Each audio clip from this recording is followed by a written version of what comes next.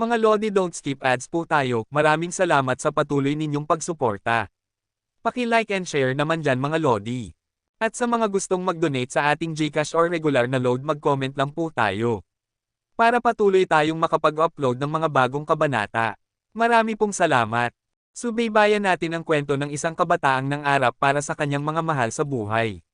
Mula sa pinakamahina tungo sa pinakamalakas. Alamin natin ang kwento ng kanyang buhay. Kabanata 1891 hanggang Kabanata 1900. Kabanata 1891. Natama ang maliit na hayop at yumengal ito sa sakit. Lumingon ito at tumalon patungo kay Hansen. Napakabilis ni Hansen at dahil ang kanyang sapatos na kuneho ay Doge class, mayroon siyang Doge class na bilis sa pagtakbo. Ang hayop ay Earl class lamang kaya mas mabagal ito kaysa kay Hansen. Gumalaw si Hansen na parang anino. Iniswing niya ang kanyang ghost teeth knife at muling tinamaan ang maliit na hayop. Sa bawat paggawa niya nito, isang maliit na sugat ang naiwan sa nilalang. Sa paglipas ng panahon, pagkatapos ng maraming paghampas, ang mga hiwa ay nasa buong katawan nito. Patuloy na dumudugo ang mga sugat habang ang isang lilang ambon ay lumabas mula sa mga pinsala. Isang bagay lang ng panahon bago magsimulang kumalat ang mga sugat. Nasugatan ang hayop at dahil hindi makayanan ang sakit, naghahangad itong tumakas pabalik sa Red Mist Valley. Nalungkot si Hansen. Mayroon siyang bilis at mayroon siyang magandang kutsilyo. Sa kasamaang palad, ang kanyang mga kapangyarihan ay medyo mahina. Ang Viscount class Godlight na may teeth knife ay hindi makapagdulot ng malubhang pinsala sa Earl class na hayop. Patuloy niyang pinagsasaksak ang hayop hanggat kaya niya, ngunit ang kaaway ay nakakatakas pa rin sa lambak. Little Uncle, hilahin mo siya palabas ulit. Umatras si Hansen sa isang posisyon kung saan maaari siyang magtago. Tumakbo pabalik si Little Uncle sa pasukan, ngunit sa pagkakataong ito ay wala ang bisikleta. Masyadong mahina ang bisikleta ngayon, kaya walang saysay na dalhin ito sa harap ng isang Earl. Saan ka pupunta, bata? Lumabas ka at makipaglaban ulit kay Lolo Wang. Patuloy na tumatahol si Wang Yuhang sa ambon, ngunit ang nilalang ay hindi na muling nagpakita. Marahil ay dahil talagang nasugatan ang hayop. Sumigaw ng ganoon si Wang Yuhang sa loob ng ilang sandali, hanggang sa ang kanyang boses ay nagsimulang pumutok at iwanan siya. Gayunpaman, tumanggi pa ring magpakita ang kanilang kaaway. Hoy, gumagana ba? Kung hindi ito gumana, kailangan lang nating maghanap ng ibang paraan, sigaw ni Xi Jinping kay Wang Yuhang. Kumilos ng may kumpiyansa si Wang Yuhang at sinabi niya, ano ang ibig mong sabihin? Gumagana ba? Hindi. Pero ako ay isang lalaki, at hindi ako susuko ng ganoon kadali. Pagkatapos noon, tumalikod si Wang Yuhang sa pasukan ng lambak na nababalutan ng ambon at hinaila pababa ang kanyang pantalon. Yumuko siya upang ipakita ang kanyang puwit, at sa isang pagtatangka na pukawin ang mga kaaway sa loob ng ambon, ikinalat niya ang kanyang mga pisngi. Kung mayroon kang mga bayag, lalabas ka at makipaglaban sa akin. Kung hindi, ang anak mo ay anak ko. Squeak! Matapos sumigaw si Wang Yuhang, isang pulang anino ang lumitaw. Ito ay ang parehong hayop, at patuloy itong dumudugo mula sa mga hiwa na nakuha nito kanina. Tumakbo ito palabas, galit na parang pinatay lang ni Wang Yuhang ang mga magulang nito. Nagsimulang tumakbo si Wang Yuhang, at sa wakas ay muling tinawag ang kanyang nakasuot. Sa kasamaang palad, medyo huli na siya sa paggawa nito, at nagdusa siya ng kagat. Nawalan siya ng isang malaking piraso ng laman mula sa kanyang likuran, na damyugo ng husto. Oh my God! Patuloy na tumakbo si Wang Yuhang ng kasing bilis ng kaya niya. Sa kabutihang palad, nagawa niyang muling isuot ang nakasuot at maiwasan ang muling kagat. Ngunit ang dugo mula sa kanyang puwit ay nagkulay pula sa nakasuot. Gayunpaman, ang hayop ay hindi pa rin nagnanais na sumuko, at patuloy itong tumatakbo pagkatapos kay Wang Yuhang. Hinawakan ni Hansen ang kanyang kutsilyo at tumakbo palabas pagkatapos nito. Sa kanyang bilis, mabilis siyang nakasabay. Ang ghost teeth knife, na may tusk, ay lumikha ng isang masamang sugat sa halimaw. Ang paggaling ng hayop ay naging mabagal bilang resulta. Ang mga sugat na natamo nito ay patuloy na dumudugo at patuloy silang kumalat. Gusto ng hayop na patayin si Little Uncle, ngunit tinamaan ulit ito ni Hansen. Ngayon na nakabalik na ang ulirat nito, sinubukan nitong baligtarin ang kurso pabalik sa lambak. Patuloy na pinagsasaksak ito ni Hansen. Nagcast siya ng Jad Esken at Blood Pulse Sutra, at pinatakbo niya ang dalawa sa pinakamataas na bilis. Ang kanyang katawan ay mukhang jade, at ang kanyang dugo ay kumukulo. Dong! Dong! Dong! Pagkatapos ng tatlong paghampas, naramdaman ni Hansen na parang ang kanyang sariling dugo ay lalabas. Ang isang kakaibang kapangyarihan na parang dugo ay pumasok sa kanyang ghost teeth knife at nagkulay pula nito. Mutant blood ascended to Viscount. Ang anunsyo ay tumunog sa isip ni Hansen at nagdulot ito ng matinding kagalakan. Ang Blood Pulse Sutra ay sa wakas ay tumaas ng antas. Katcha! Ang ngayon ay pulang ghost teeth knife ay natakpan ng isang Jad-esque godlike. Bumaba ito sa hayop at pinutol ang mga paa nito. Nararamdaman ni Hansen ang labis na kaligayahan tungkol dito. Ang pulang talon na hawak niya ngayon ay kumikislap at ang dugo ay nagkakalat saan man. Bago makatakas ang kaaway patungo sa ambon, nagawa ni Hansen na putulin ang ulo nito. Red Mist Mink Xenogeneic Earl Haunted, Xenogeneic Gene Found. Xenogeneic Beast Soul Obtained.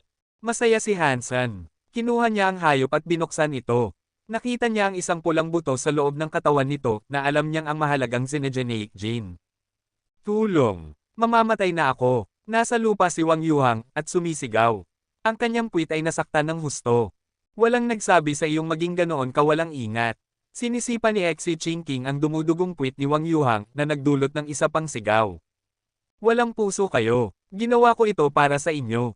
Tiningnan ni Xi Jinping ang lalaki ng may paghamak at sinabi, nararapat lang sa iyo iyon. Little Silver, gamutin mo siya, tawag ni Hansen kay Little Silver. Hindi, Arg. Bago pa matapos magsalita si Wang Yuhang, nagpaputok si Little Silver ng dalawang kidlat sa kanya, isa mula sa bawat mata. Tumama ang mga ito sa puwit ni Wang Yuhang at nagdulot ng mas matinding sigaw sa kanya. Napaka-epektibo ng Viscount class na pagpapagaling ni Little Silver. Ang tanging disbentahan nito ay nagdudulot ito ng maraming sakit. Ang mga sugat ni Wang Yuhang ay lubos na gumaling pagkatapos ng maikling panahon. Little Uncle, subukan mo ulit. Tingnan mo kung may iba pang mga Xenogeneic sa loob. Ngumiti si Hansen kay Wang Yuhang. Ayaw ni Wang Yuhang, pero sumigaw pa rin siya bago ang pasukan ng lambak. Hindi na niya hinuhubad ang kanyang pantalon sa pagkakataong ito. Pagkaraan ng ilang sandali, tila wala ng iba. Nagpa siya si Xi Jinping na gumuhit ng ilang mga anino at ipadala ang mga ito sa lambak. Mabilis silang nawala, ngunit hindi dahil inaatake sila. Mukhang wala ng ibang Xenogeneic sa loob. Inilagay ni Xi Jinping ang kanyang libro at lumapit sa lambak. Pumasok silang lahat sa lugar na iyon, at gaya ng inaasahan, hindi sila inaatake. Masyadong malakas ang pulang ambon, at wala silang makita. Masyadong malakas ang ambon. Wala akong makita. Hindi ko makikita ang anumang kayamanan, kung sakaling mayroon dito, sabi ni Wang Yuhang. Wala silang makita doon, kaya sa huli ay iniwan nila ang lambak. Kailangan lang mayroong isang bagay. Ang problema lang ay nakakainis ang paghahanap nito. Kumunat ang noo ni Xi Jinping. Magsasalita na sana si Hansen, ngunit bigla, isang sasakyang panghimpapawid ang lumipad pababa patungo sa Mirror Lake. Hindi ito mukhang sasakyang panghimpapawid na pag-aari ng rebate. Sino ang maghahangad na bisitahin ang lugar na ito ngayon, sa lahat ng oras? Kumunat ang noo ni Hansen at tinawag ang lahat na bumalik. Hindi gaanong marami ang mga elektron-ikong kagamitan na maaaring gamitin sa Planet Eclipse. Kung gusto nilang makakuha ng ilang impormasyon, kailangan nilang bumalik sa base. Sa labas ng Mirror Base, isang sasakyang panghimpapawid ang dumating upang magparada. Nang mabuksan ang pinto ng barko, nagpakita ang isang babae na may puting damit na parang monghe. Napakaganda ng babae, at mayroon siyang pulang tuldok sa kanyang noo. Siya ay isang Buddha.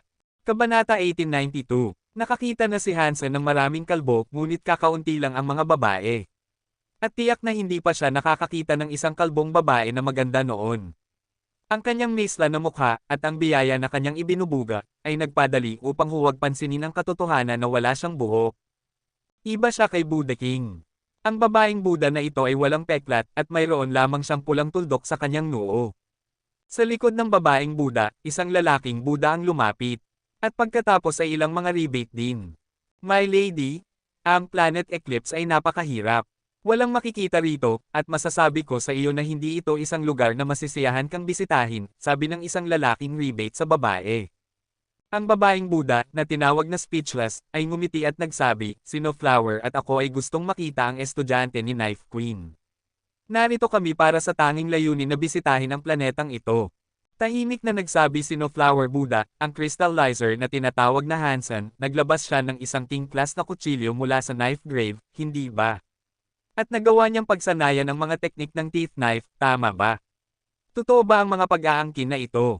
Oo, ngunit siya ay isang simpleng baron lamang. Dahil siya ay mahina, si Knife Queen ay nag-aksaya ng napakaraming resources sa kanya. Hindi pa nga siya Viscount. Natatakot ako na walang saysay ang pagbisita ninyo, sabi ni Sad Knight. Okay lang iyon. Pinapalamig lang namin ang aming pagkamausisa. Gusto lang naming obserbahan kung anong uri ng nilalang siya. Ngumiti si Speechless. Sa ganitong paraan, kung gayon. Nanguna si Sad Knight para sa kanila. Nang tumayo sila sa harap ng pasukan ng base, sinabi ni Sad Knight sa mga gwardya, sabihin mo sa inyong amo na si Hansen na si Sad Knight, Blackcliff, Speechless Buddha Lady, at No Flower Buddha ay narito upang bumisita. Pagkatapos noon, gumawa si Sad Knight ng isang welcoming gesture sa kanila. Pagkatapos, sinabi niya, sa ganitong paraan. Pagkatapos maglakad ng ilang hakbang, pinigilan siya ng isang gwardya at sinabi, ito ang aming base. Hindi ka maaaring pumasok dito. Umalis ka. Malamig na tiningnan ni Sad Knight ang gwardya, pagkatapos ay sinubukang pilitin ang kanyang daan papasok.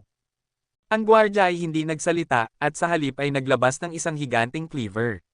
Iniswing ng gwardya ito kay Sad Knight. Paano mo ako aatakehin? Ikaw ay isang simpleng alipin lamang. Nagalit si Sad Knight dito, kaya't naghagis siya ng sampal patungo sa cleaver upang maalis ang gwardya. Ang pamilya Knight ay walang gaanong respeto kay Hansen. Sa Moon Festival, ninakaw ni Hansen ang thunder mula sa pamilya Knight. Nagalit ito kay Sad Knight sa kanya, at iyon lamang ang gasolina sa apoy ng kanyang kasalukuyang kabastusan. Nasabi ni Sad Knight na ang gwardya ay isang baron lamang. Si Sad Knight ay isang Viscount, kaya ang pagpatay sa gwardya ay dapat na isang madaling gawain. Ngunit nang ang cleaver ay malapit ng makipag-ugnayan sa kanyang kamay, ang higanting cleaver ay gumalaw na parang isda.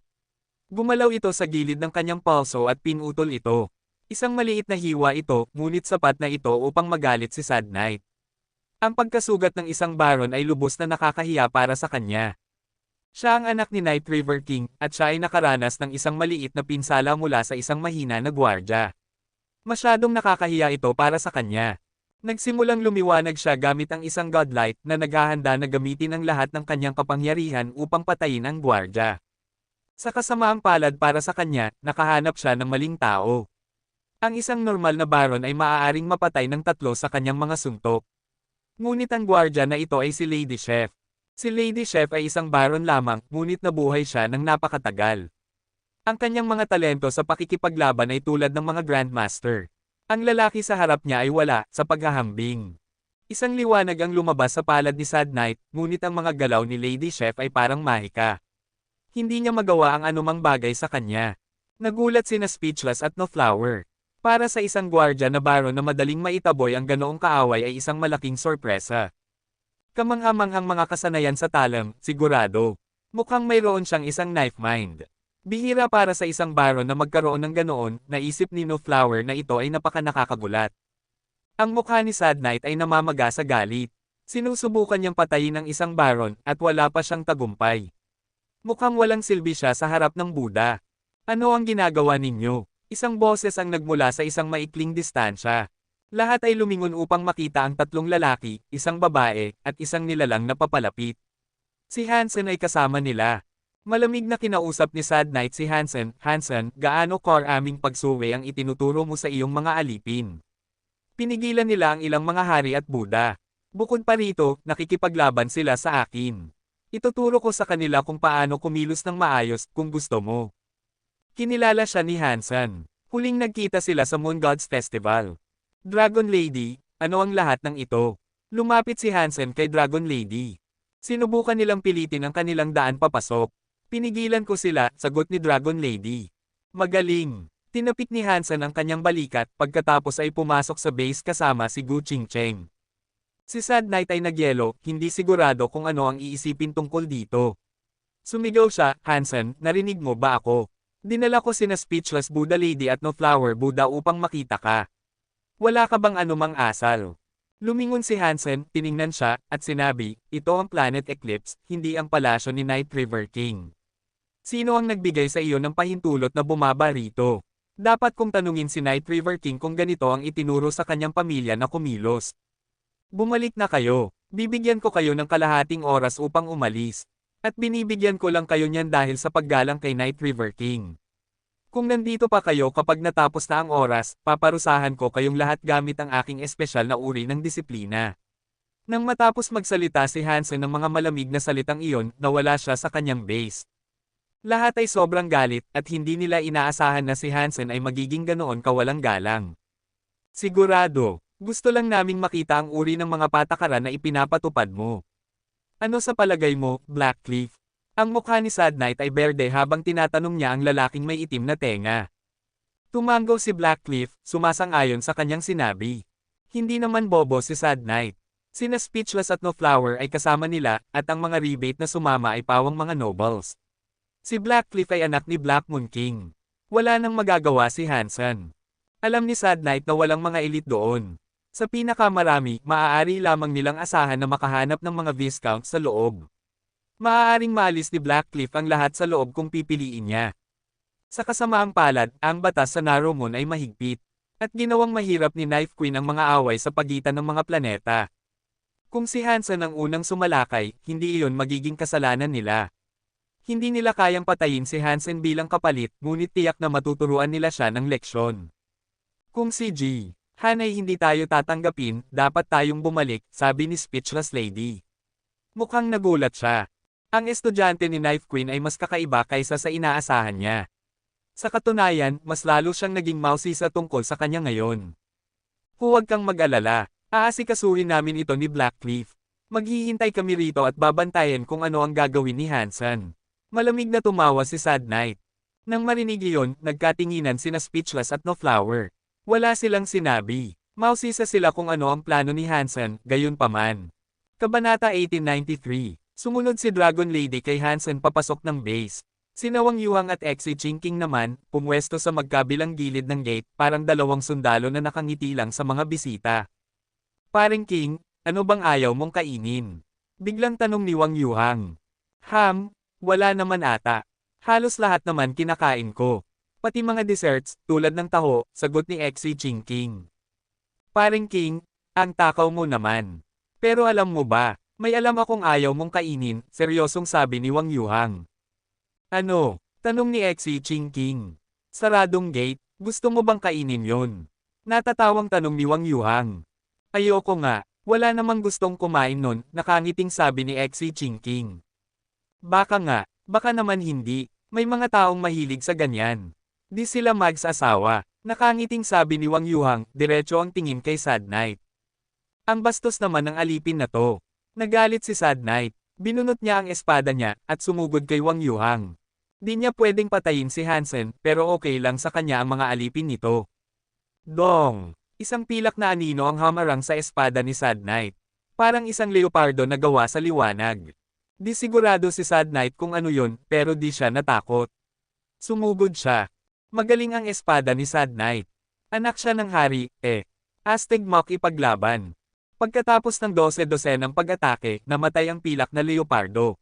Nawala na lang bigla. Kung puro ka dada, ganyan ang mangyayari sa'yo. Sabi ni Sad Knight kay Wang Yuhang. Kung mahilig ka palang pumatay, gusto mo pa ba ng isa?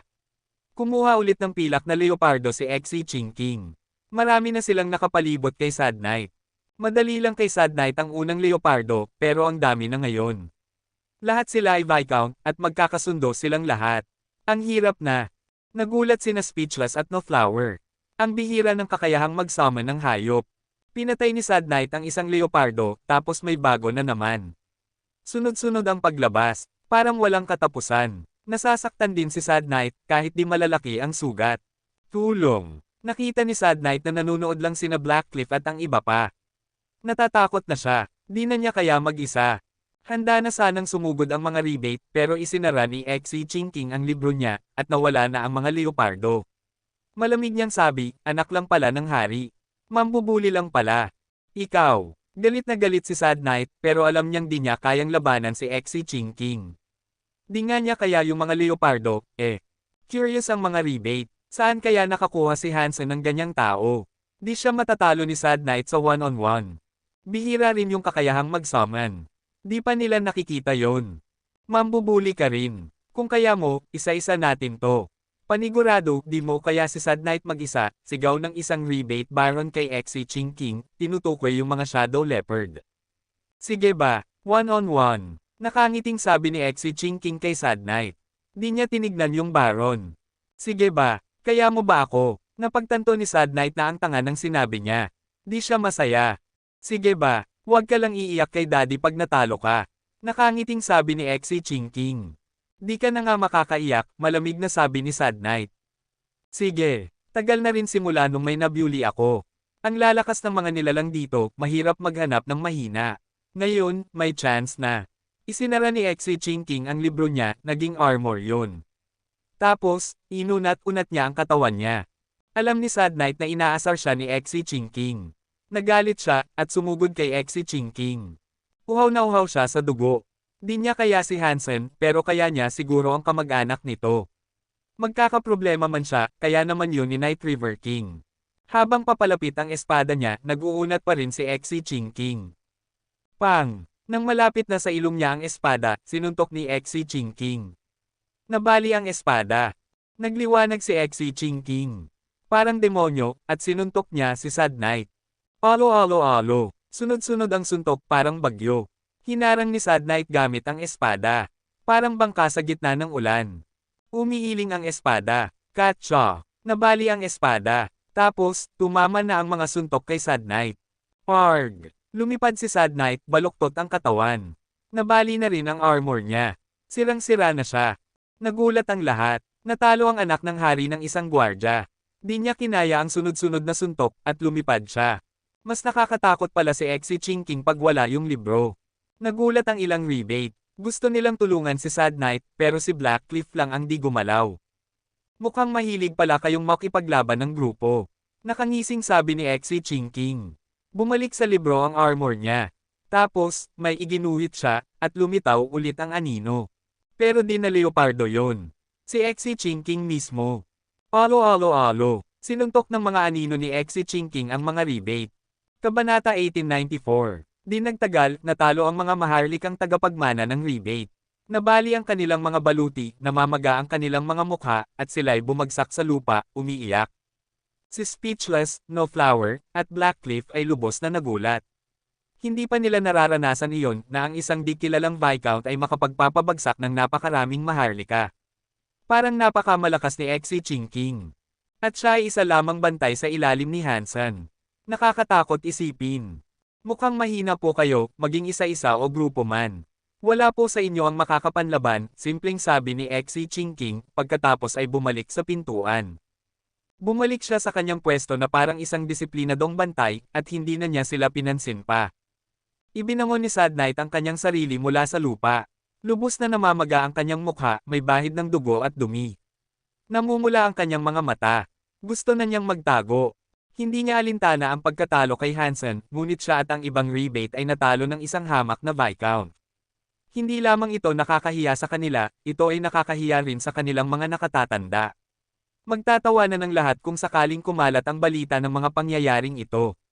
Ngunit ang pinakamasama ay nasaksihan iyon ni na Speechless at No Flower.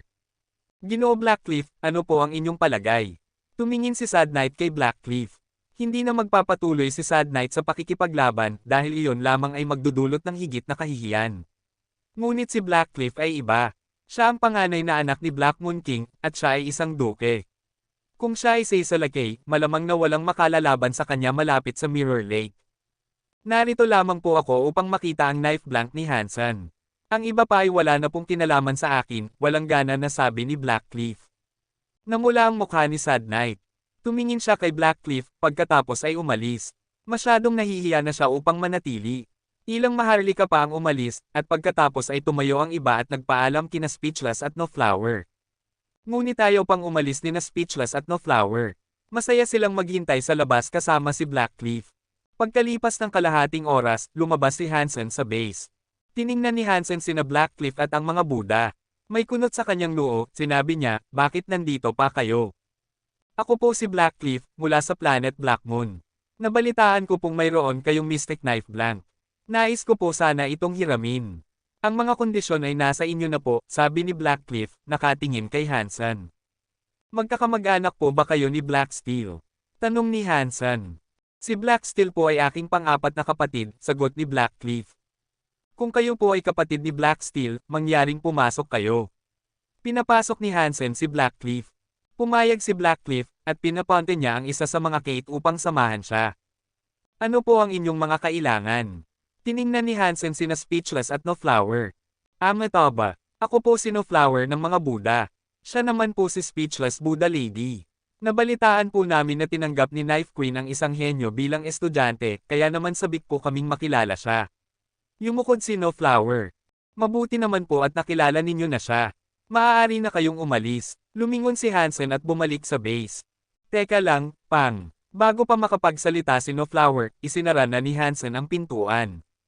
Marami nang nakita sina Speechless at No Flower. Nakakita na sila ng maraming tao na nagpapakita ng iba't ibang ugali, ngunit kakaiba si Hansen sa lahat ng nakita nila. Ang estudyante ni Knife Queen ay kakaiba. Isang mapait na ngiti ang nasa labi ni No Flower. Huwag na nating intindihin. Kung ayaw niya tayong makita, mas mabuting umalis na tayo. Parang kakaiba ang itsura ni Speechless habang nagdedesisyon. Iyon na lamang ang paraan, sa palagay ko. Tumango si No Flower.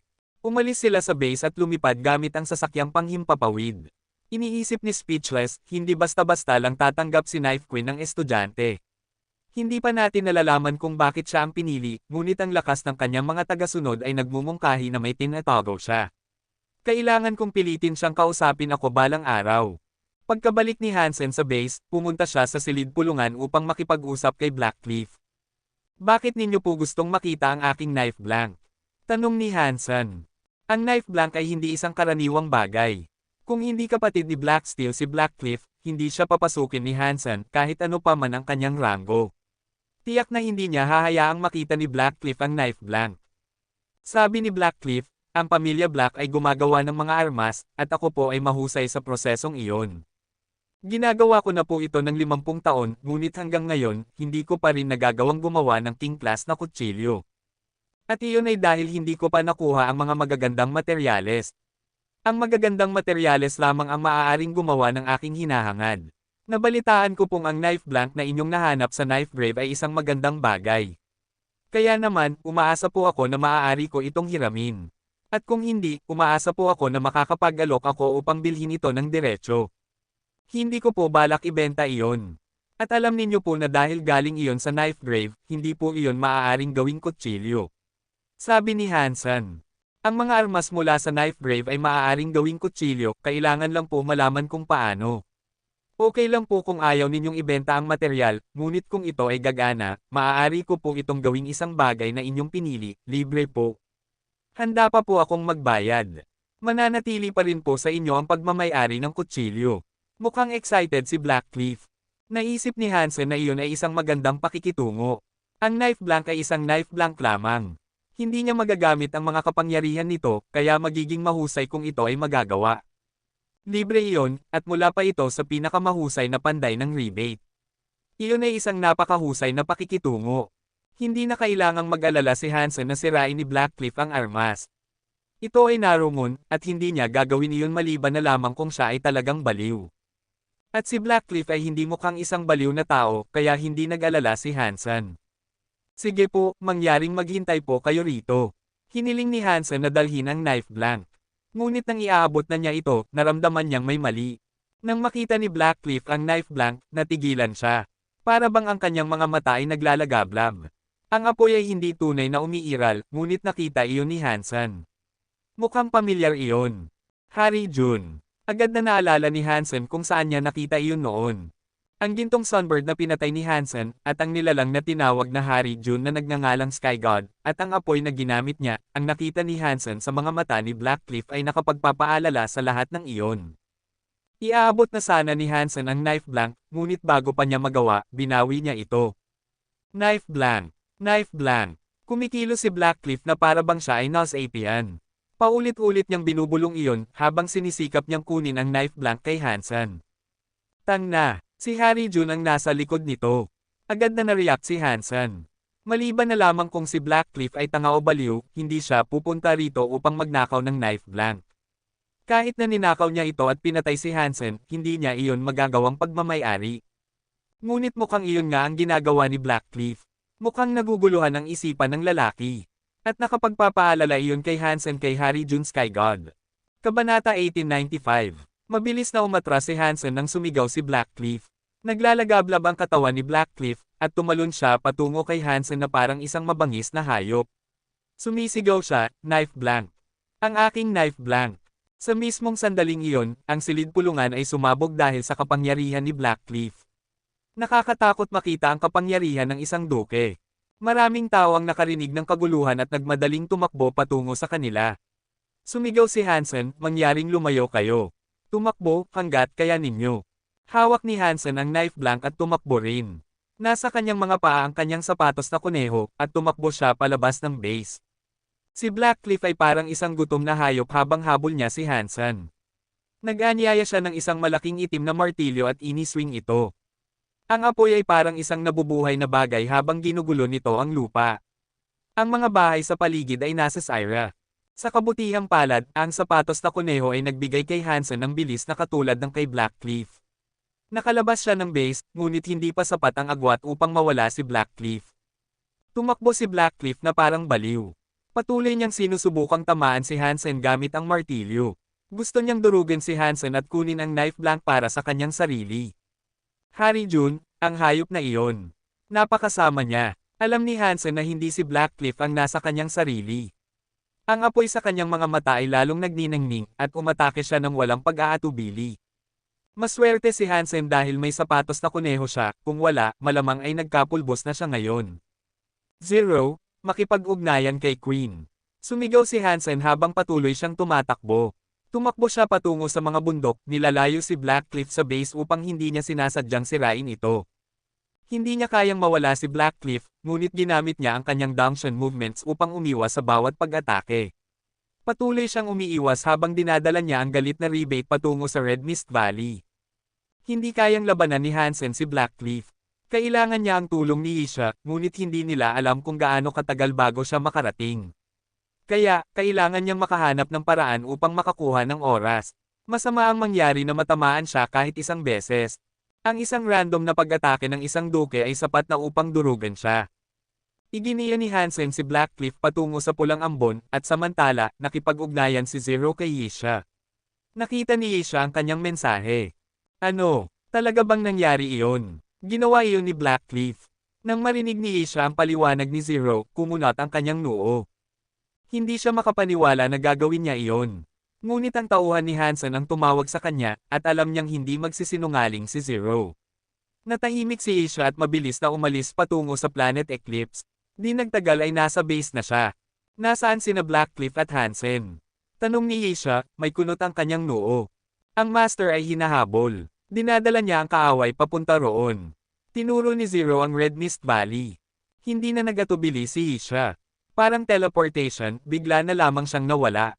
Nagmamadali si Isha ngayon. Kung totoo ang sinabi ni Zero, may isang duke na humahabol kay Hansen. Mahirap masabi kung gaano katagal makakayanan ni Hansen ang paghabol na iyon. Malamang ay nagkapulbos na siya ngayon. Sinuri ni Isha ang lambak sa harap niya, at nagulat siya sa nakita niya. Nakaupo si Hansen sa isang bato sa labas ng lambak, kumakanta. Nasaan si Blackcliff? Tanong ni Isha nang tumakbo siya patungo kay Hansen. Nasa lambak na iyon, sagot ni Hansen, habang tinuturo ang loob ng lambak. Iginalaw ni Hansen si Blackcliff papasok sa lambak, at ang kanyang humahabol ay nawala sa loob. Nakalabas si Hansen at naghintay sa pagdating ni Isha. Nasa loob pa rin si Blackcliff. Tumingin si Isha sa lambak ng may pagkalito. Nagbago ang kanyang mukha at sinabi niya, isang pulang ambon ng tagsibol. Alam mo ba kung ano iyon? Tanong ni Hansen kay Isha. Matagal na silang nasa lambak noong nakaraang beses, naghahanap. Wala silang nakitang kapaki-pakinabang sa loob. Hindi rin nila nahanap ang sanhi ng ambon. Kahit na may kayamanan, mukhang imposible na mahanap nila ito. Ngayon, nang marinig niya ang sinabi ni Isha, parang hindi kayamanan ang nasa loob. Malamang ay may masama. Habang sisigat na sana si Isha, lumabas si Blackcliff mula sa mga ulap, may hawak na malaking martilyo. Nang makita niya si Hansen, sumigaw siya at iniswing ang martilyo patungo sa kanya. Kumunat ang noo ni Isha. Alam niyang may mali kay Blackcliff, at alam niyang hindi siya kikilos ng ganoon sa harap niya. Iwinasiwas niya ang kanyang kamay at lumabas ang isang lilang ambon. Agad na nabasag nito ang malaking martilyo ni Blackcliff. Nagsuka ng dugo si Blackcliff. Ang martilyo ay ang kanyang Geno armament, at nang masira iyon ni Isha, nasaktan ang kanyang katawan. Ngunit kahit na ganoon, gusto pa rin niyang habulin si Hansen at si Hansen lamang. Kumikilos siya na parang isang Nasapian. Pagkatapos ay tinamaan ni Isha si Blackcliff mismo gamit ang lilang ambon. Ayaw niyang patayin siya. Gusto lang niyang patulugin siya. Hindi natin dapat hayaang malaman ng iba ang tungkol sa tagsibol na ito. Pag-uusapan natin ito kapag ako ay bumalik. Sinabi ni Isha kay Hansen, pagkatapos ay binuhat ang walang malay na si Blackcliff. Pagkatapos noon, nawala siya. Bumalik si Hansen sa base. Pagkatapos ng nangyari kay Blackcliff, alam niyang kailangan niyang maging mas maingat. Nagawang gamitin ni Harry June si Blackcliff upang habulin siya, kaya malinaw na kaya niyang mag-anyong iba upang makarating kay Hansen. Ang pakikipag-ugnayan sa isang Diyos ay isang masamang bagay, tunay nga. Napakamalakas nila, ngunit hindi sila direktang pumapatay. Bakit kaya? Marahil kung malalaman ko ang dahilan, mapapatay ko si Harry June. Napaisip si Hansen. Nang maggabi, nagpahinga si Hansen. Nang lumingon siya, nakita niya si Isha na nakatayo sa kanyang likuran. Bigla siyang natakot dahil bigla na lamang itong lumitaw. Queen, kailan ka nakarating dito? Kumurap si Hansen. Ngumiti si Isha at sinabi, gusto ko lang sanang tingnan ka. Halos hindi nakita na kilala. Bakit? Bakit hindi mo nakilala ang iyong estudyante? Ngumiti si Hansen. Sa ilalim ng banta ng paghabol ni Blackcliff, nagawa mong tumakbo ng napakalayo at napakatulan ng hindi nasasaktan. Sa palagay ko ay wala ngang Marquis na makakagawa ng ganoon.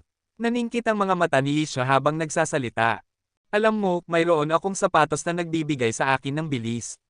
Mahina ako sa ibang talento, kaya sa palagay ko ay magaling lang ako pagdating sa bilis. Dahil dito, nakakakuha ako ng bilis na katulad ng isang duke, sa palagay ko. Sinabi ni Hansen iyon, at pagkatapos ay ginamit ang kanyang sapatos na kuneho upang maglakad ng 3 metro. Ang sapatos na kuneho, maganda ang bagay na iyon. Binibigyan nito ang mga baron ng bilis ng isang duke. Napakabihira niyan. Mas maganda pa ito kaysa sa iyong banal na bagay. Tiningnan ni Isha ang sapatos na kuneho habang nagsasalita. Bigla na lamang nakaramdam ng kakaiba si Hansen. Natatakot siyang baka gusto ni Isha na sukatin ang mga ito. Ito ay isang beast soul, at hindi magagamit ni Isha dahil hindi siya mula sa mga santuaryo. Sa kabutihang palad, hindi siya interesado sa sapatos na kuneho. Naisip niya ang iba pang bagay at sinabi, alam mo ba kung ano ang pulang ambon ng tagsibol? Kabanata 1896, hindi ko po alam, mahinang sagot ni Hansen. Bumantong hininga si Isha at sinabi, hindi ko alam kung ang pulang ambon ng tagsibol ay isang mabuting bagay o isang masamang bagay, ngunit para sa iyo, maaaring ito ay isang pagkakataon. Posibleng ang tagsibol na ito ay makapagpapa-level up sa iyong spell geno armament. Maaaring maging isang Viscount ito. Ibig sabihin, kaya ng pulang ambon ng tagsibol na magpa-level up ng mga bagay. Natuwa si Hansen nang marinig niya ito. Mahirap palaguin ang kanyang spell geno armament. Kailangan nito ng panlabas na kapangyarihan upang mangyari iyon. Kung susubukan niyang i-level up ito sa pamamagitan ng solo practice, magiging mabagal ang proseso. Malamang ay aabutin siya ng 100 taon upang maabot ang Viscount class sa pamamagitan ng pagsasanay lamang. Ngunit hindi iyon dahil sa kakulangan ng kakayahan ni Hansen. Dahil ang The Story of Jinns ay hindi para sa mga tao. Napakabihira na nagawa ni Hansen na pag-aralan ito. Mas maganda sana kung ito ay isang kayamanan lamang, bumantong hininga si Isha at sinabi. Mayroon lamang isang paraan upang makabuo ng isang pulang ambon ng tagsibol. Nabuo lamang ito dahil maraming nilalang ang namatay sa lugar na ito at nanatili na nakabaon dito sa loob ng bilyon-bilyong taon. Nagkaroon ng mga pagbabago sa ilalim ng lupa na nagresulta sa pagbuo ng bagong sangkap na ito. Ang pulang ambon ay isang tanda na ang sangkap ay natapos ng mabuo at magagamit na ito ngayon.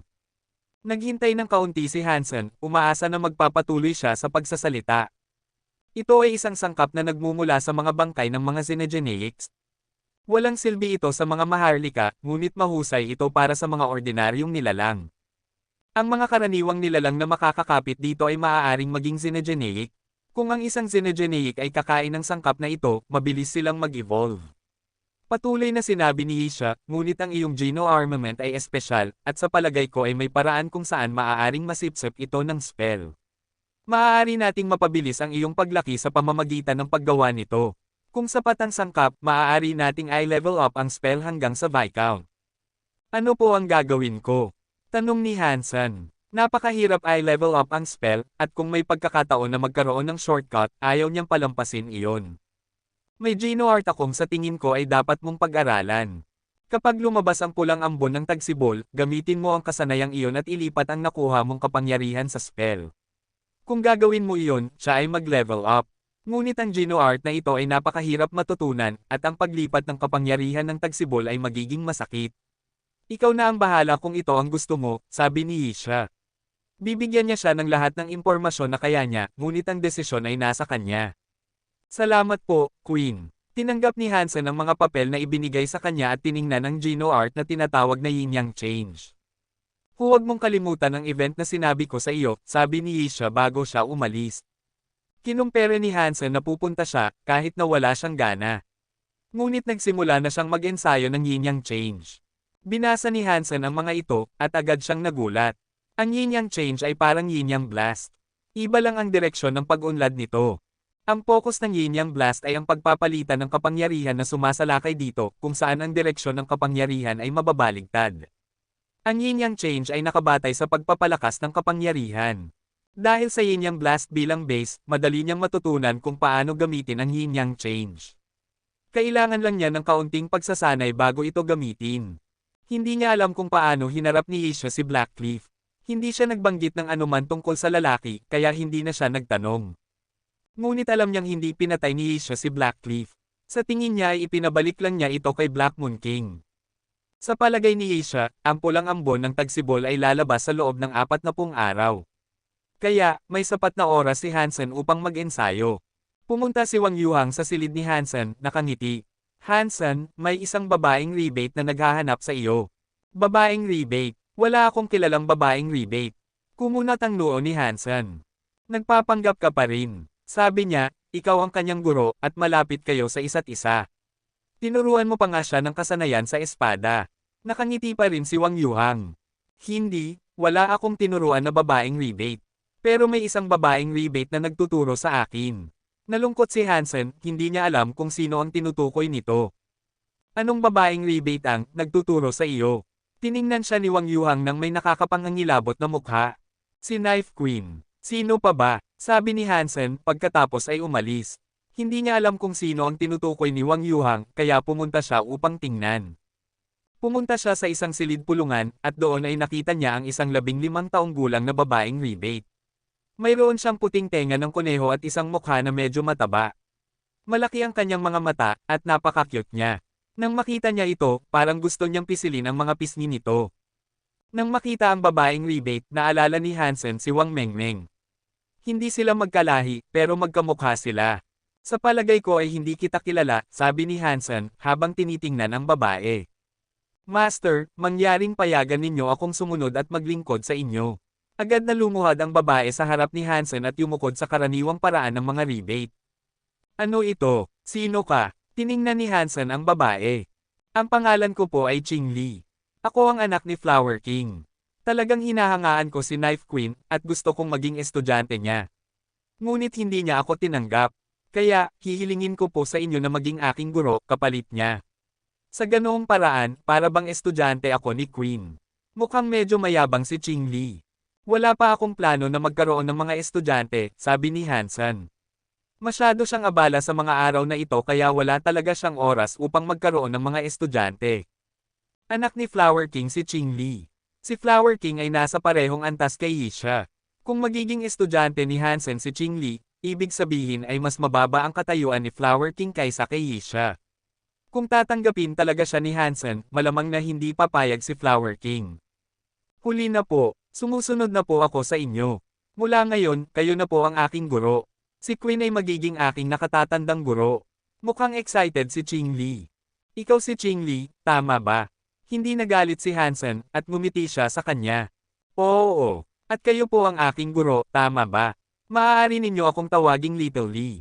Parang matamis ang boses ni Ching Li. Ching Li? Hindi ko tinatanggihan na maging iyong guro, ngunit kung gusto mong maging aking estudyante, kailangan mo munang pumasa sa aking mga pagsubok. Walang silbi ang pilitin mo akong maging iyong guro, sabi ni Hansen. Anong uri ng mga pagsubok ang gusto ninyong ipagawa sa akin? Tanong ni Ching Li. Bakit mo gustong sundin ng husto si Queen? Tanong ni Hansen. Dahil napakagaling ni Queen at ang kanyang mga kasanayan sa espada ang pinakamahusay. Ginagamit niya ang pinakamalakas na teeth knife ng mga rebate.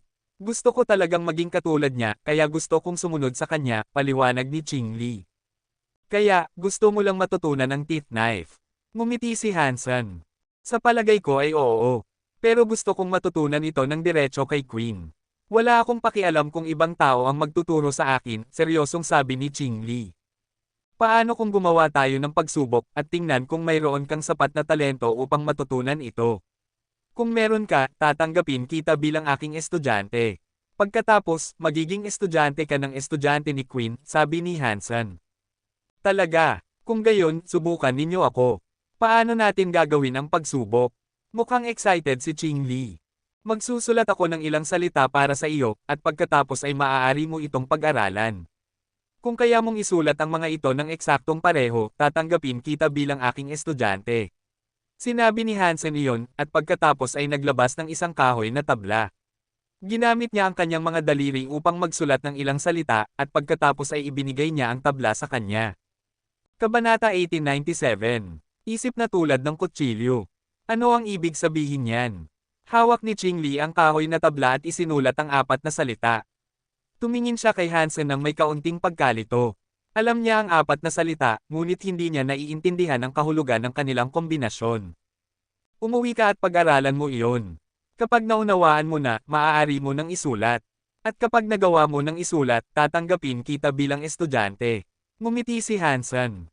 Hanggat kaya kong isulat ang 4 na salitang iyon, tatanggapin mo ako bilang estudyante.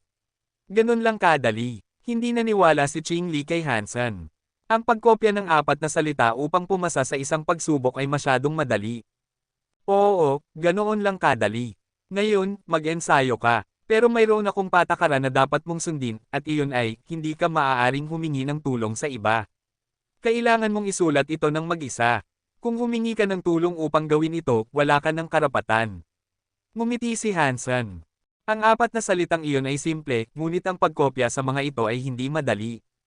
Ang mga salitang isinulat ni Hansen ay naglalaman ng teeth knife mind. Maaaring kopyahin ang mga salita, oo, ngunit ang mga damdaming ibinubunga nito ay hindi. Binigyan niya si Ching Li ng gawaing ito dahil gusto niyang sumuko siya sa kanyang paghabol. Pero kung naiintindihan niya ang kahulugan sa likod ng teksto at kaya niyang kopyahin ito ayon sa kanyang tagubilin, kung gayon siya ay isang henyo. Walang mag-aatubiling magkaroon ng ganoong estudyante kung sakaling mangyari iyon. Sige. Sinabi mo na. Walang pagsisisihan ngayon. Masyadong bata si Ching Li, at sa tingin ni Hansen ay masyadong wala siyang karanasan. Hindi niya naiintindihan ang tunay na gawain na ibinigay sa kanya. Wala akong pagsisisihan. Ngumiti si Hansen. Masayang umuwi si Ching Li, dala-dala ang kahoy na tabla. Plano niyang isulat ang 4 na magagandang salita para kay Hansen upang wala siyang magagawa kundi tanggapin siya bilang estudyante. Nang makarating siya sa bahay, hindi na siya makapaghintay na mag-ensayo. Karaniwan ng seryoso ang mga rebate sa kanilang edukasyon, ngunit si Ching Li ay isang exception sa panuntunang iyon. Nag-aaral siya, ngunit hindi niya ito masyadong pinagtuunan ng pansin. Tinatapos niya ang anumang takdang aralin na ibinibigay sa kanya, ngunit hindi siya nagsisikap na mag-ensayo ng higit pa. Maswerte siya dahil mahusay magturo si Flower King at pinilit siyang mag-ensayo ng pagsusulat. Hindi ang pinakamahusay ang pagsusulat ni Ching Li, ngunit hindi rin ito masama. Kung pagsusulat lang ito, may pagkakataon si Ching Li. Ngunit nang simulan ni Ching Li na isulat ang mga salitang ibinigay sa kanya ni Hansen, nakaramdam siya ng kakaiba. At iyon ay dahil hindi niya makopya ang mga ito tulad ng pagkakasulat niya. Nang simulan niya, sa tingin niya ay magkamukha ang mga ito, ngunit habang patuloy siya, lalo niyang napagtanto na nagkakaiba ang mga ito. Kakaiba? Bakit nangyayari ito? Itinaas ni Ching Li ang kahoy na tabla upang siyasatin. Noon niya napagtanto na nagbabago ang mga salita. Hindi naman talaga nagbabago ang mga ito. Dahil ang mga marka sa tabla ay nagiging mas malalim, at ang mga salita ay nagbibigay ng pakiramdam na nagbabago ang mga ito. Parang ang teksto ay gumagalaw. Kapangyarihan ng ngipin. Agad na napagtanto ni Ching Li na ang mga salitang isinulat ni Hansen ay naglalaman ng kapangyarihan ng ngipin. Sinisira ng kapangyarihan ng ngipin ang kahoy, iyon ang nangyayari. Ngunit kahit na anuman, hindi ito magpapaurong kay Ching Li. Sa katunayan, lalo itong nag-udyok sa kanyang pagkamausisa at kagustuhang magpatuloy. Nangako siya sa kanyang Diyos na isusulat niya ang lahat kahit na iyon na ang huli niyang gagawin. Sa pagkakataong ito, ginawa ni Ching Li ang kanyang makakaya. Patuloy niyang sinisikap na isulat ang mga salita ni Hansen at pinagsasanay ang mga kasanayan sa espada ng sabay. Bilang anak ni Flower King, maraming guro ang handang magturo sa kanya kung handa siyang matuto ng pagsusulat at mga kasanayan sa espada. Bukod pa rito, si Flower King ay may malawak na koleksyon ng mga teknik sa pagsusulat, at siya ay isang likas na matalinong babae. Kaya, hindi dapat masyadong mahirap. Mahirap matutunan ang pagsusulat sa loob ng maikling panahon. Ngunit ang karagdagang presyon ay nagpalakas ng kanyang konsentrasyon. Habang mas pinagmamasdan niya ang mga salita ni Hansen, mas nakakaakit niya ang mga ito. Hindi dahil sa kung gaano kaganda ang pagkakasulat ng mga ito. Dahil ang knife mind ay napakamalakas. Habang tinitingnan ni Ching Li ang mga sulat at ang mga kasanayan sa espada, napagtanto niyang ang apat na salita ay talagang hindi mahuhulaan. Habang mas marami siyang sinusulat, mas hindi niya na sinusunod ang mga ito. Nagsisimula na siyang isipin na hindi niya ito kayang pag-aralan. Pagkalipas ng 10 araw, nabasag ang kahoy na tabla.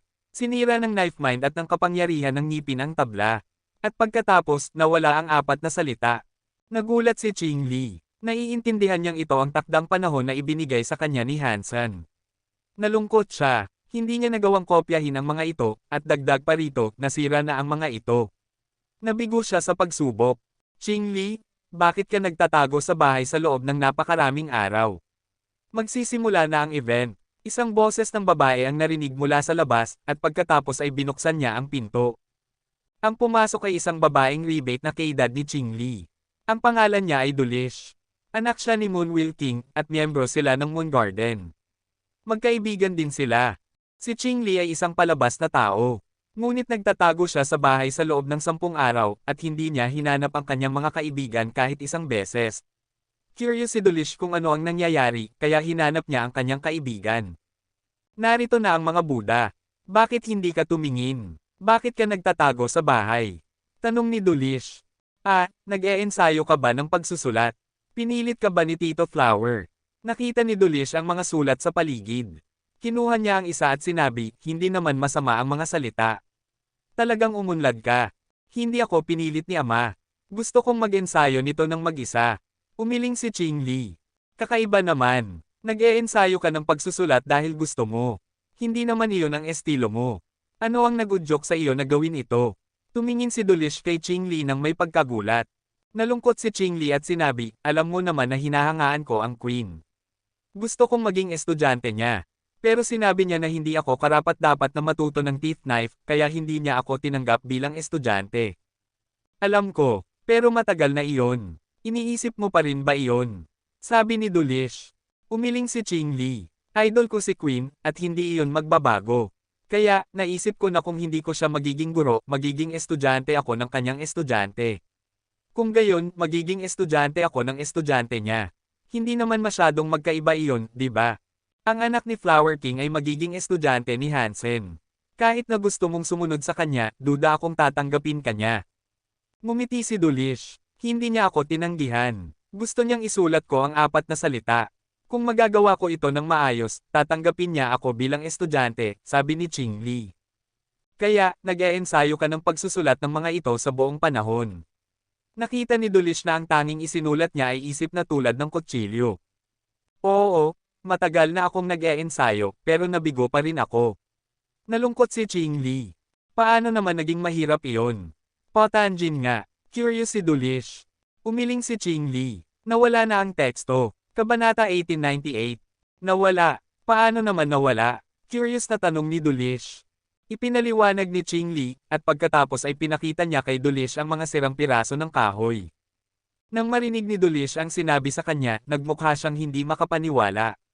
Talaga, gaano nakatagal nag-e-ensayo si Hansen ng teeth knife? Sabi mo ay may teeth knife mind siya at kaya niyang gamitin ito sa napakataas na antas. Hindi ko maiwasang hindi maniwala. Hindi rin ako maniniwala kung hindi ko nakita ng aking sariling mga mata. Pero talagang nakita ko siyang isinulat iyon sa tabla. At pagkatapos, nakita kong nabasag ang tabla dahil sa mga salitang kanyang isinulat. Kailangan mo akong paniwalaan. Talagang napakasama ni Hansen. Hindi nakakapagtaka na pinili siya ng Queen bilang estudyante. Malayo ako sa kanya, sabi ni Ching Li. Huwag mo munang isipin ang lahat ng iyon. Magsisimula na ang event, kaya pumunta na tayo sa pagpupulong. Hindi nakita ni Delish ang teksto, kaya hindi niya naisip na napakaganda ng mga ito. Inalis niya ito sa kanyang isipan at hinayla si Qing Li patungo sa event. Ang exchange event ay pinangungunahan ng isa sa dalawang lahi at nagpapalitan sila sa bawat pagkakataon. Sa pagkakataong ito, ang rebate naman ang nag-host.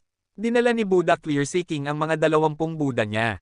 Bago magsimula ang event, nagkita sila sa mga maharlika ng rebate. Sa ganoong paraan, magkakakilala na ang dalawang grupo sa panahon ng event. Sa gitna ng lahat ng mga Buddha, may isang tinawag na Sun. Siya ang may pinakamataas na ranggo sa kanilang lahat. Siya ay isang Marquis Class Fellow. Kung sa raw talent lang, sina Speechless at No Flower ang pinakamalakas. May espesyal na kakayahan ang mga Buddha, kapag tumanda na ang mga Buddha, maaari nilang ilipat ang kanilang kaalaman at karanasan sa mga nakababata. Tinawag nilang open the mind ang kakayahang iyon.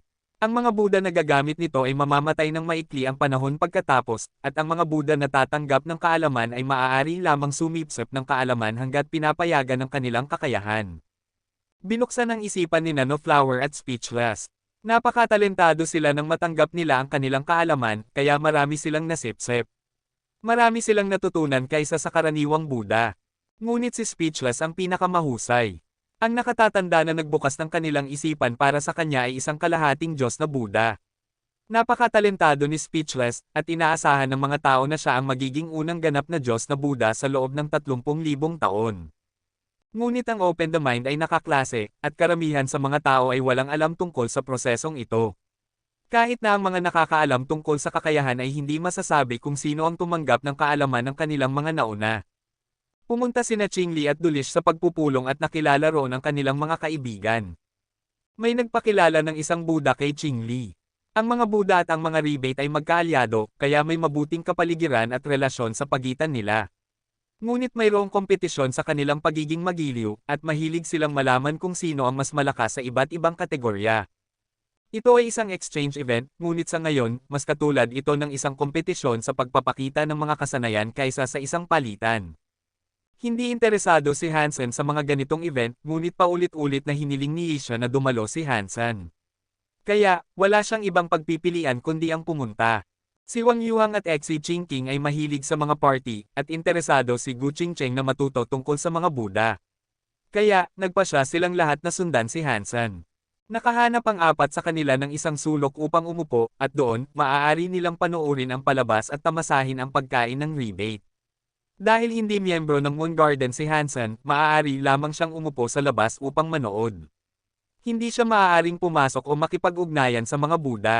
Kahit na wala itong ibig sabihin kay Hansen, patuloy na hinahanap siya ni Speechless. Nang magsimula ang pagpupulong, hindi pa niya nakikita si Hansen. Naguluhan siya sa kanyang kawalan. Naisip ni Speechless na si Hansen ang estudyante ni Knife Queen, at dahil doon, papayagan siyang lumahok sa event. Ngunit matagal nang hinanap siya ni Speechless, ngunit wala siyang nakita. Hindi naman niya tinanong tungkol sa kanya. Magiging kakaiba ang pakiramdam niya kung tatanungin niya. Hindi ba estudyante ni Queen si Hansen? Bakit ka nanunood sa event mula sa labas, tulad natin? Habang kumakain sina Hansen at ang kanyang mga kasama, narinig niyang nagsalita ang isang tao ng may pang-aasar na tono. Tumingin si Hansen at nakita niya ang ilang xenogeneics. Hindi sila matanda, at hindi rin sila rebate. Ang nagsalita ay isang tao na may ulo ng baka. Bagaman sila ay isang uri ng lahi ng baka, magkaiba ang hitsura nila sa mga cow. Hindi alam ni Hansen kung saang lahi sila nabibilang, ngunit nakita na niya ang taong may ulo ng baka na ito noon. Sa Moon God Festival, ang lalaking may ulo ng baka ay kasama ng anak ni Gold Jade King na si Gaoji. Isa siya sa iilang mga earl doon. Tumingin si Hansen sa kanila ngunit hindi nagsalita. Sila ay mga tagalabas, at umaasa lamang sila sa mga rebate. Akala ko ay bibigyan ng espesyal na pagtrato ng Queen ang kanyang estudyante. Pero katulad lang siya natin, isang tagalabas, hindi pinapayagang maging miyembro ng Moon Garden. Hindi siya makakilahok sa event, at maaari lamang siyang umupo rito at manood. Ano naman? Kahit na makasali siya, ano ang inaasahan niyang palitan? Marahil ay maaari siyang magpalit ng kaunting swerte, alam mo. Ang binata na may ulo ng baka at ang kanyang mga kasama ay nagsasalita ng napakataas, halata na gusto nilang marinig ni Hansen. Kumunat ang noo ni Hansen. Hindi niya alam kung ano ang ibig sabihin nila. Sila rin ay mga tagalabas doon. Dapat ay nararamdaman nila ang parehong paraan tungkol sa mga bagay tulad ng nararamdaman ni Hansen. Hindi niya alam kung bakit sila nag-abala na asarin siya, gustong magsimula ng gulo. Kaya, hindi sila pinansin ni Hansen at nagpanggap na hindi niya sila naririnig. Patuloy siyang nag-uusap kina Gu Qingcheng at sa iba pa. Naisip ng lalaking may ulo ng baka na walang silbi ang patuloy na pag-uusap nang mapansin niyang hindi sila pinapansin ni Hansen. Pagkalipas ng ilang sandali, dumating sina Clear Seeking at Moon Wilking. Inihayag nila ang simula ng event. Ang mga bisita ay nagmula sa malayo, kaya hayaan nating sila muna ang umakyat sa entablado. Ngumiti si Moon Wilking. Amitabha, sana ay hindi tayo mapahiya. Tumingin si Clear Seeking kay No Flower, at pagkatapos ay sinabi niya, No Flower, ikaw muna. Ibahagi mo ang iyong karanasan sa iyong mga kaibigan. Opo, aking hari. Tumayo si No Flower at yumukod kina Clear Seeking at Moon Wilking. Naglakad siya sa entablado at nagsalita sa manggagawa, mangyaring tulungan ninyo akong maghanda ng isang testing gold rock. Ang testing gold rock ay isang bato para sa pagsubok ng kapangyarihan ng isang tao. Bagaman maaari itong madent, napakatibay nito, halos hindi masira. Karaniwang ginagamit ito para sa pagsubok ng mga Geno Arts. Aakyat na si No Flower sa entablado. Mukhang handa na silang magpakita, nakangiting sabi ni Dulish. Kabanata 1899. Isang manggagawa ang nagdala ng isang testing gold rock sa entablado. Lahat ay tumingin kay No Flower, nagtataka kung anong Geno art ang gagawin niya. Bagaman kalbo si No Flower, mukhang maayos at elegante siya. Yumukod siya sa kanila, at sa pagkagulat ng lahat ng maharlikang naroroon, sinabi niya, gagawin ko ang isang Geno art na tinatawag na paghaplos sa daliri ng bulaklak. Ang paghaplos sa daliri ng bulaklak ay sikat dahil ito ay karaniwan sa mga Buddha. Ito ay isang bagay na magagawa ng bawat isa sa kanila. Ang event na ito ay ginawa upang ipakita ang mga bagong bagay. Isasagawa ni No Flower ang isang napakakaraniwang bagay, at iyon ay nakakadismaya sa mga dumalo. No Flower Buddha, ang paghaplos sa daliri ng bulaklak ay napakamalakas. Ngunit nakita na natin ito ng maraming beses. Hindi na kailangang ipakita ito, ano? May nagsabi mula sa ibaba ng entablado na nagdulot ng maraming pagsang-ayon. Ngumiti si No Flower. Hindi siya nagmamadali, at sinabi niya, ang layunin ng event na ito ay upang ipakita ang mga bagong bagay, oo. Tanga ako at hindi ako makakapaglikha ng mga bagong kasanayan. Kaya, nagkaroon ako ng isang maliit na ideya upang baguhin ang paghaplos sa daliri ng bulaklak. Kung ito ay magpapangiti sa inyo, sapat na iyon para sa akin. Nang makita nilang sinabi ito ni No Flower, nagkaroon ng pagkamausisa ang mga tao. May sumigaw, kung gayon, isagawa mo ang iyong paghaplos sa daliri ng bulaklak at tingnan natin ang pagkakaiba. Amitabha, sinabi ni No Flower ang pariralang Buddha at naglakad sa harap ng testing gold rock. Walang nakakita sa kanya na gumawa ng anumang bagay. Nakita lamang nila siyang itinaas ang kanyang kamay at idinikit ang kanyang hinlalaki dito.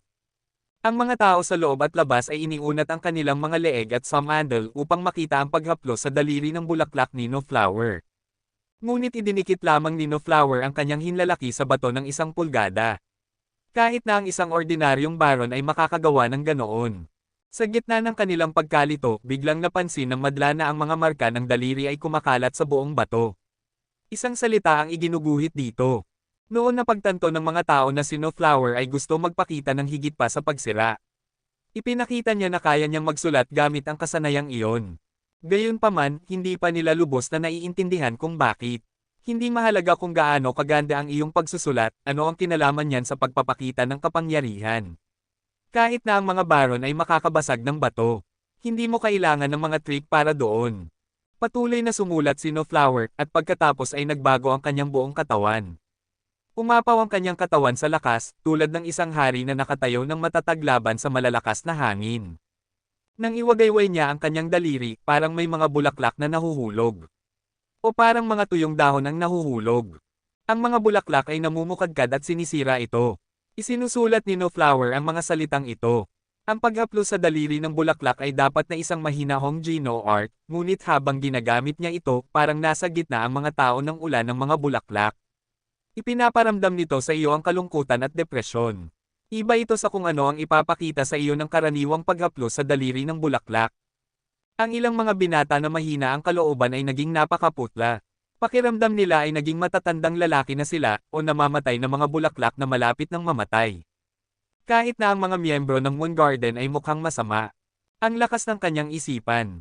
Bata pa siya, paano niya nagawa iyon? Mukhang masama ang pakiramdam ni Dolish habang nagsasalita. Malamig na sinabi ni Black Steel, ang mga Buddha ay maaaring magbukas ng kanilang isipan.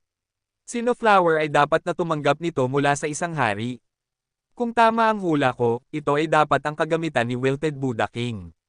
Sinabi ni Rebecca, ang panganay na anak ni Moonwheel King, hindi masama. Namatay si Wilted Buddha King 2 taon na ang nakakaraan. Si Flower ay dapat na nagbukas ng kanyang isipan bago iyon. Si Wilted Buddha King ay mahusay sa mga kasanayang pangpanghina. Ang paghaplos sa daliri ng bulaklak na ito ay parang isang bagay na nalalanta. Tama ka siguro kung saan ito galing. Nasipsip niya ang karanasan ni Wilted Buddha King sa loob lamang ng 2 taon. Napakasama niya nga, sabi ni Black Steel. Tumanggaw si Rebecca at hindi na nagsalita. Mukhang mas seryoso siya kaysa dati.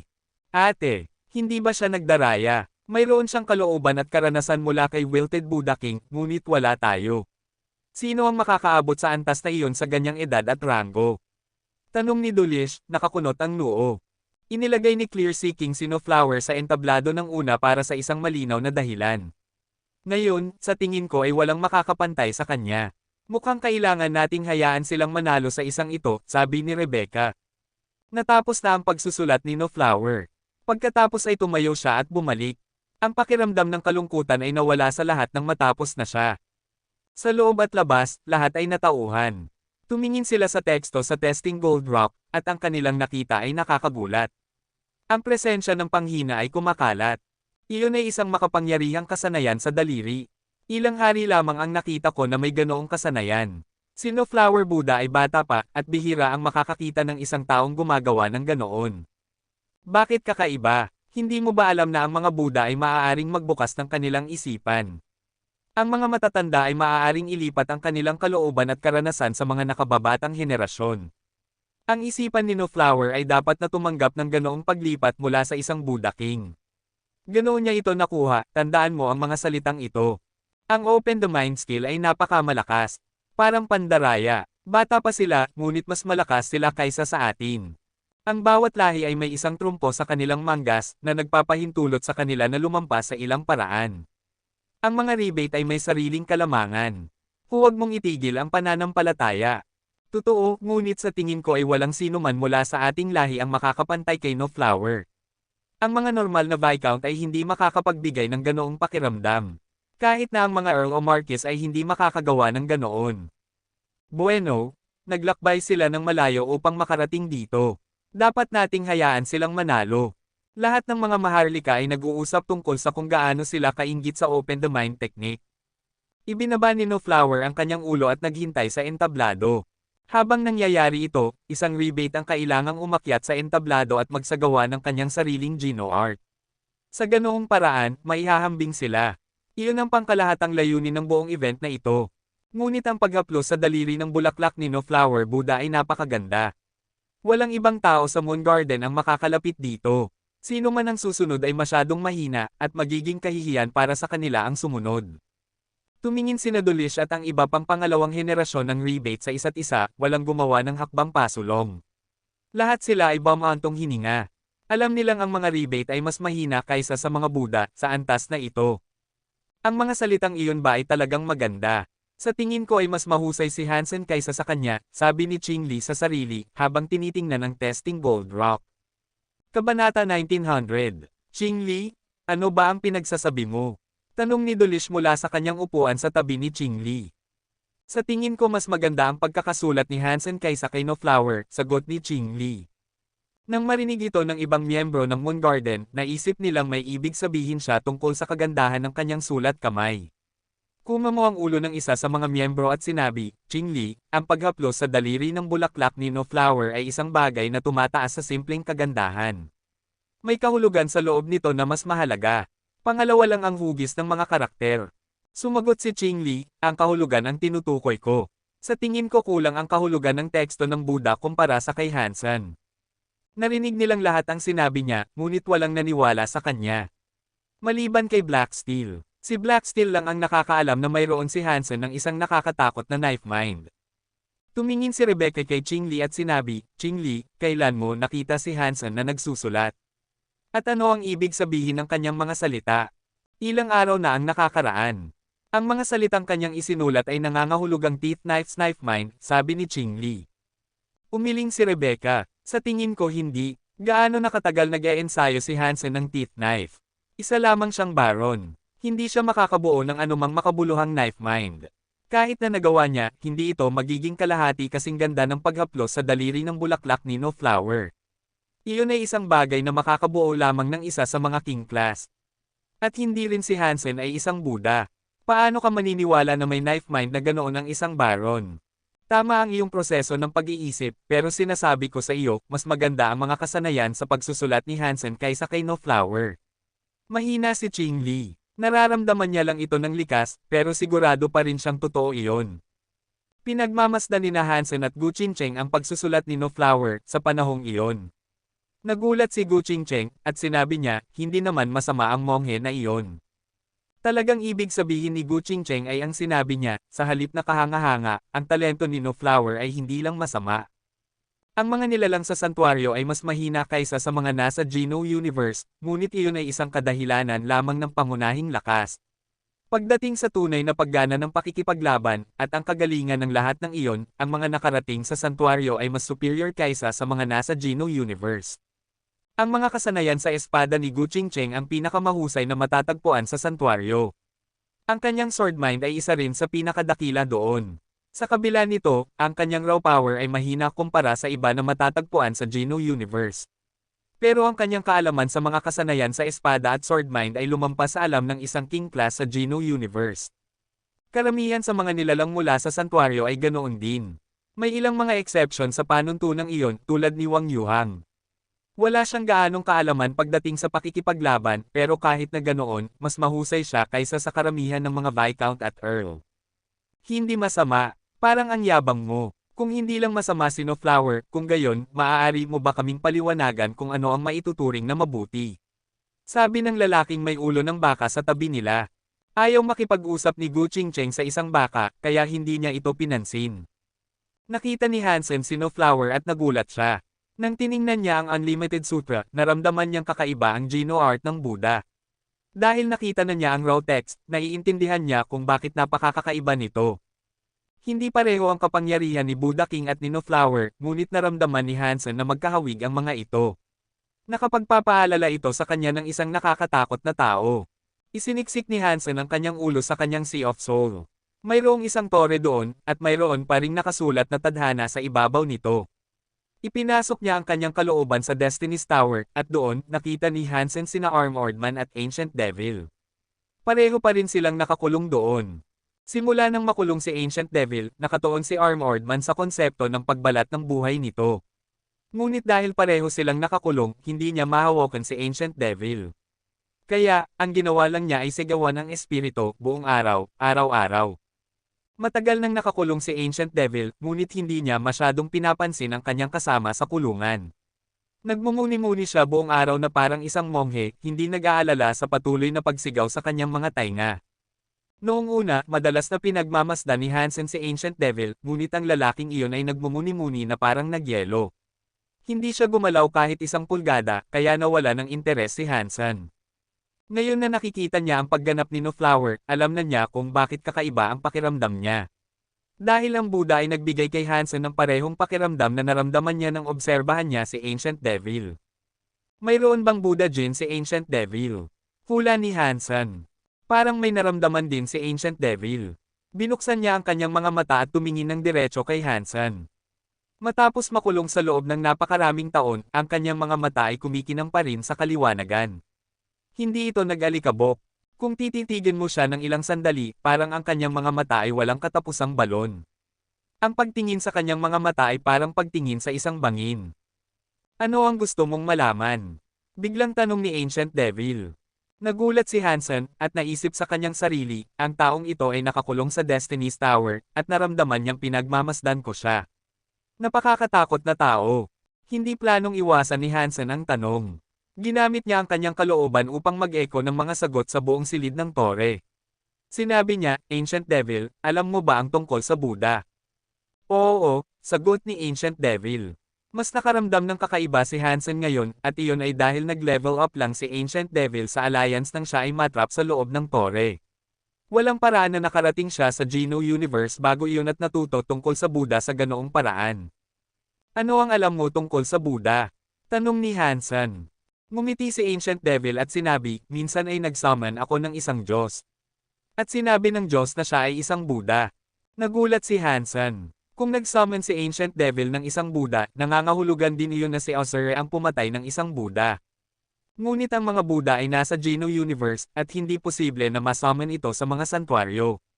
Walang katuturan. Tiyak na hindi maaaring makapasok ang Buddha sa isang santuaryo. Lalo na dahil ito ay na-summon sa isang santuaryo sa ibaba ng Alliance level. Ang lahi ang tinutukoy ko, hindi ang relihiyon, sabi ni Hansen, umaasa na makakuha siya ng kumpirmasyon. Kalbo na may siyam na nunal. Parang mga peklat, iyon ba ang ibig mong sabihin? Simpleng sabi ni Ancient Devil. Ngayon, alam na ni Hansen na talagang alam ni Ancient Devil ang tungkol sa pag-iral ng mga Buddha. Totoo man o hindi, alam ni Ancient Devil ang tungkol sa kanila. Paano mo na-summon ang Diyos na iyon sa Fourth God Sanctuary? Tanong ni Hansen. Gusto mong malaman. Ibalik mo sa akin ang aking kalayaan at sasabihin ko sa iyo ang lahat.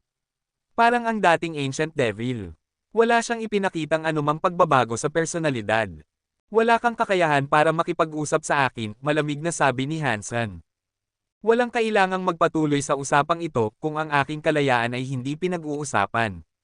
Ipinikit ni Ancient Devil ang kanyang mga mata at bumalik sa kanyang nagyelong estado. Nakaramdam ng masama si Hansen. Gumamit na siya ng mga banta ng kamatayan at mga teknik sa pagpapahirap noong nakaraan, ngunit ang paggamit ng mga ito kay Ancient Devil ay walang silbi. Kahit na pinahirapan ng espiritu, patuloy lang siyang magmumuni-muni. Si Ancient Devil ay dapat na may pinakamalakas na kalooban na mayroon. Kahit na ang mga hari ng Geno Universe ay hindi maihahambing sa kanya.